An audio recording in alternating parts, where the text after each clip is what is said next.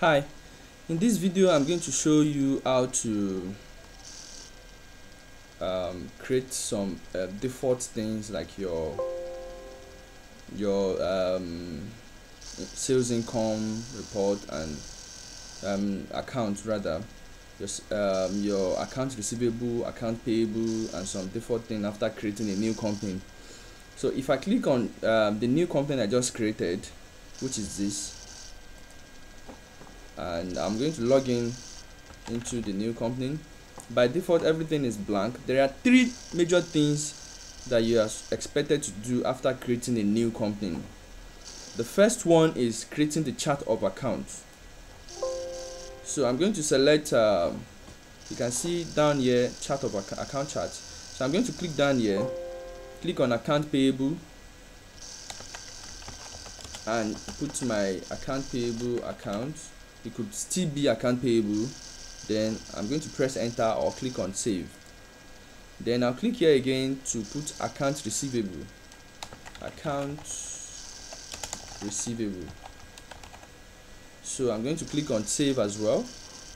Then I'm going to select cash account. So it could be GT Bank, it could be cash account, it could be anything, but for me I'm going to put cash as well.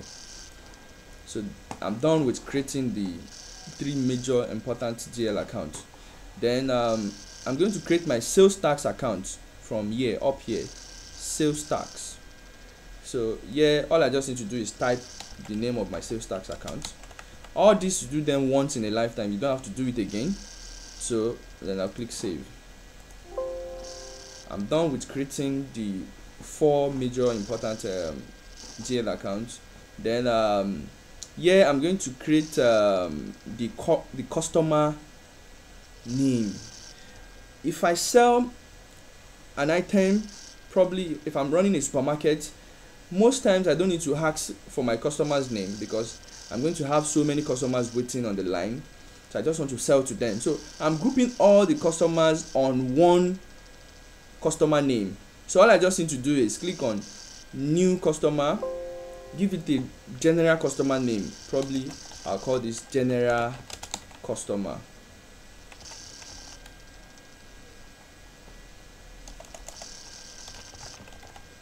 So you can decide to fill all this and you can decide to leave it blank. So I'll just click on save. So I have just one customer now. If I click on my customer list, you can see that I have just one customer. And if you scroll to the left, the running balance of this customer is just 00. So now, but before you can be sure that this customer is different, because at the point of sales, this is a sales page, and at the point of sales it will always ask you to select a customer before selling to the customer. So this is where you select customers, and by default you are expected to select customer at every point you are selling. So but to avoid this, there's a place created for you to add a particular customer that you want the program to always memorize anytime the sales page come up. So I'm going to add my general customer that I've created on my customers list. I'm going to add it here, that okay, pick this general customer anytime I'm selling. So I'm going to select general customer and click on save. So which means anytime I'm selling now, the software will memorize general customers, so then I can sell. Then secondly, don't forget that creating customer, I can create any customer. If my business is not the type that I have to create a general customer, I can create Mr. Olatunji Kolawole. I can put his phone number or email address. I can put his phone number. I can put his address.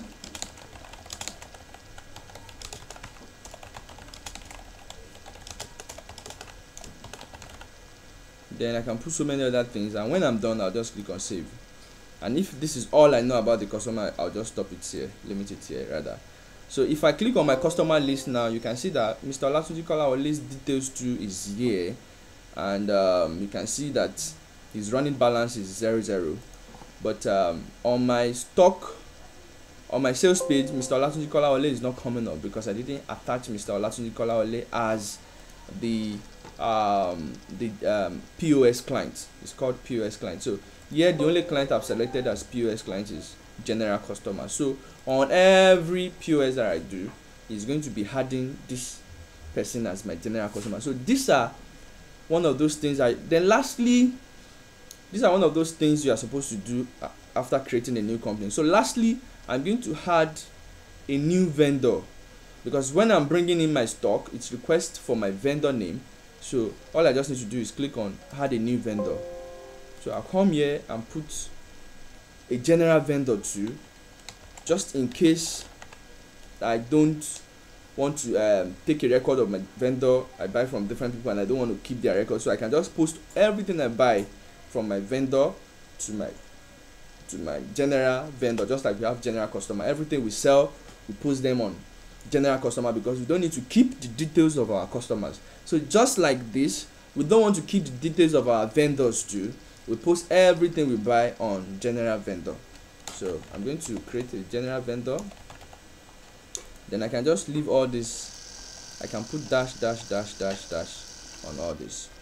They might not allow you to save it if you don't put all this details, but since I don't want to keep any details for a general vendor, I'll just click on put dash dash dash on all of this and click save. So now that the program, I've done 4 major things now. About 5 or 6 or 7, I can't remember. But here now I created a chart of accounts. Don't forget, I selected account payable and I have the payable account already now. I selected account receivable. I entered the account receivable name. Then I selected cash account. I entered this. So these are 3 things I did here. Then I came here to do the sales tax. I enter my sales tax. Then I click on save or press enter on the keyboard to save it automatically. After typing your description, just strike enter on the keyboard to save it automatically. So, and I don't have to do this over again. Then once I'm done with that, I came here to create my general my new customer that I named it general customer. Then after saving it, I came here to add it as POS client and it's memorized forever. Then I came here to add my vendor, and those are just the basic things you have to create after creating a new company. So thank you for watching. I'm going to end this video now.